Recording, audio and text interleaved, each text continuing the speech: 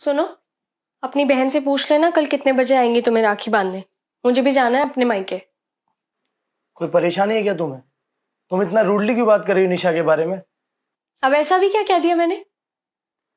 कुछ तो बात है, वरना तुम अपनी बहन तो नहीं कहती, निशा दीदी बोलती। कोई परेशानी है तो बताओ। और ये बैंक से मैसेज आया कि तुमने एफडी तुड़वा लिया, मुझे कुछ बताया भी नहीं इस बारे में। ऐसी क्या नौबत आ गई जो तुम्हें एफडी तुड़वानी पड़ गई? कुछ हुआ नहीं है, मुझे पैसों की जरूरत थी तो मैंने एफडी तोड़वा दी। और क्या मेरा तुम्हारे पैसों पर कोई हक नहीं है? तुम्हारा पूरा हक है, लेकिन इतनी बड़ी रकम, तुम जानती हो ना ये रकम हमने अपने फ्यूचर के लिए, अपने बच्चों की पढ़ाई के लिए जमा की थी। तुम्हारे मायकों में कोई प्रॉब्लम आई है क्या? सुनो, बहुत रात हो गई है, कल त्योहार भी है, उसके बाद बात करते हैं। अभी तुम सो जाओ।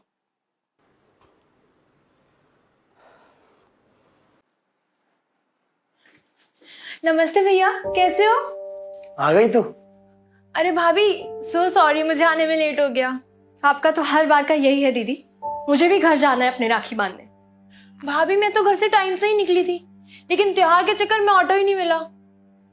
अरे निशा, तुम्हारे पास तो अपनी गाड़ी है, तो ऑटो से क्यों आई? भैया, वो गाड़ी सर्विसिंग के लिए गई हुई है। अरे तो जीजा जी को बोल देते, वो छोड़ जाते घर। हाँ दीदी, जीजा जी ने आपको क्यों नहीं छोड़ा? या फिर उनकी गाड़ी भी सर्विस के लिए गई हुई है? अरे भाभी, वो अब ये सब बातें छोड़ो ना, अब राखी तो बंधवा लो।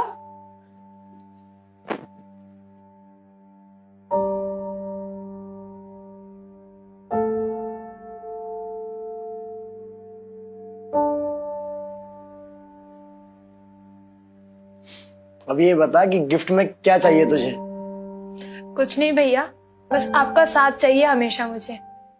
वो तो नहीं मिलेगा दीदी। ये कैसी बचकानी बातें कर रही हो तुम? अरे बोलने से पहले कुछ तो सोच लो कि क्या कह रही हो। मैं कुछ गलत नहीं कह रही हूँ। अगर ये हमें अपना नहीं समझती तो हम इनका साथ क्यों देंगे? भाभी, आप ऐसा क्यों कह रही हैं? कोई गलती हो गई है क्या मुझसे? आप नाराज हैं मुझसे? दीदी, नाराजगी तो अपनों से की जाती है ना, और आप कहाँ हमें अपना समझती है? सच में भाभी, ऐसा कुछ नहीं है। भैया, आप ही समझाओ ना भाभी को, वो क्यों मुझसे नाराज है? क्या हुआ? क्यों त्योहार वाले दिन निशा का दिल दुखा रही है? हुआ क्या है तुम्हें? मुझे कुछ नहीं हुआ है। राखी तो तुमने बनवा ली ना, अब राखी का गिफ्ट भी दे दो अपनी बहन को। क्या है ये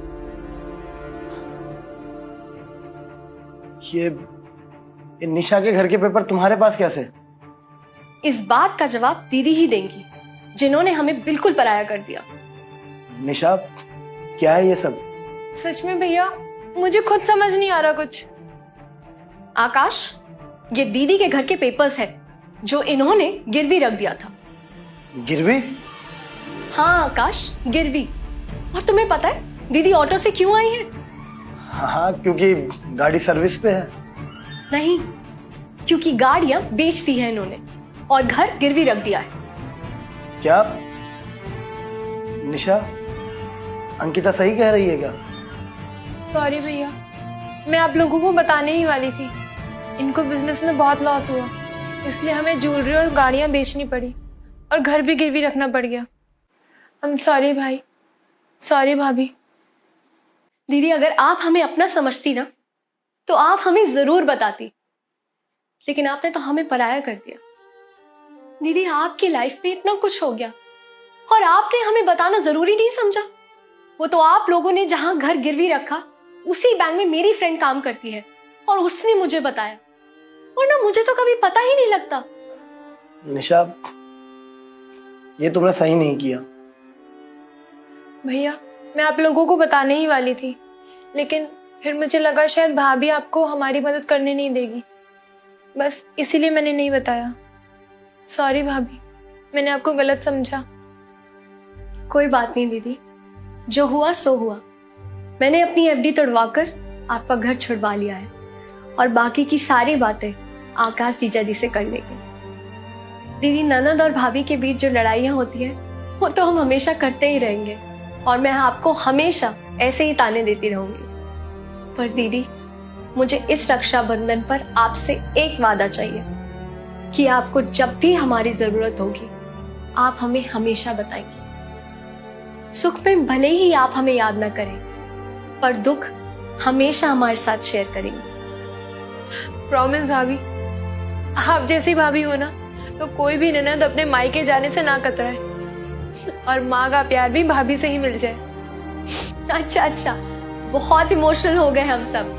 मुझे भी अपने घर राखी बांधने जाना है। अब आप अपना गिफ्ट लीजिए, हम आपको घर ड्रॉप कर देंगे।